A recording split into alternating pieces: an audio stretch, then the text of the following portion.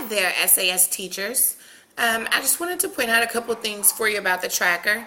If you go to wherever you have that link stored, so you don't have to wait for the Monday morning memo each time, you can check yourselves.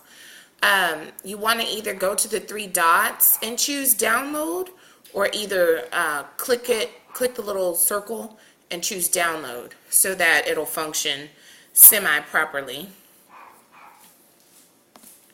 So once you've downloaded, you're going to, of course, there's usually enable editing or enable content at the top, and you do have to give it time to do that. There's a ton of information in this, so you want to have everything else closed when you have this one open.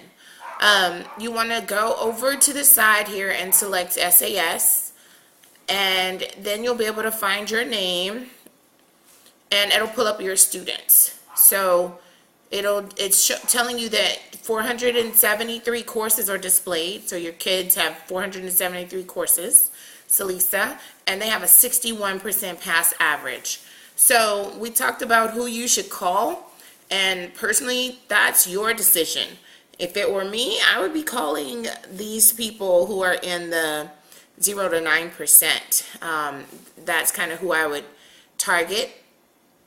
This other toggle here is for students, so you could actually click on students to see their specifics from this page as well. And of course, it's going to take forever to load now, but I promise it will load.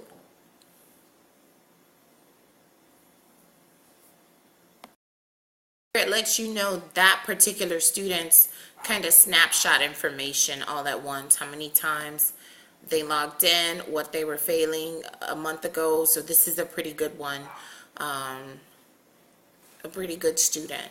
So let's go ahead let's clear that filter and look at all of our students. See here, it'll tell you it's displaying only 8 courses. So this student has 8 courses, and she's got a 97% course average in all of her courses.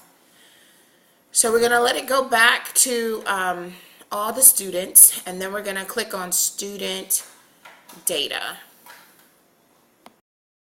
So here we are on the student data tab. You can choose any of these slicers, whether or not they have course logins, whether or not they're failing 5 or more, 3 to 4, 1 to 2, or 0 courses, whether or not they have no grade, the number of days since the login. So again, the sky's the limit. You can still, again, here select just one student. You can select who's ESL 504, who's in the right cohort for graduation purposes, who attended CC and who didn't. I really like this plus sign up here because it kind of shows you the historical course averages, and you could quickly see if there was some change that you need to address with a student. And again, this is multiple courses for one student that's showing, which is why it's so many. And I also like to toggle all the way over to the end. Oh, this is another very important one, of course, the failing count. So this kiddo is failing. This is the same kiddo, Jay Britt. He's failing 5 of 7 courses and hasn't logged into each of these courses in 16 and 10 days respectively. And the other one, at least he's coming to biology, yay, more than he came to the other ones. This is a kid who's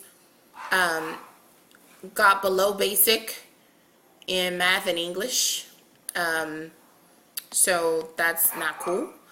And well, it's something to work on. And then this will tell you his homeroom teacher or his advisor, so that if you wanted to get some more information or background, you may want to reach out to them because they typically have a lot of information.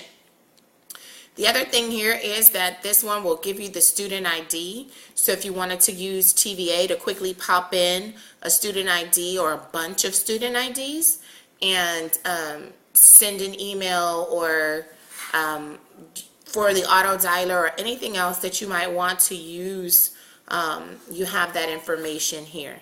So I just wanted you to know the tracker is up and working and there for you, and so am I.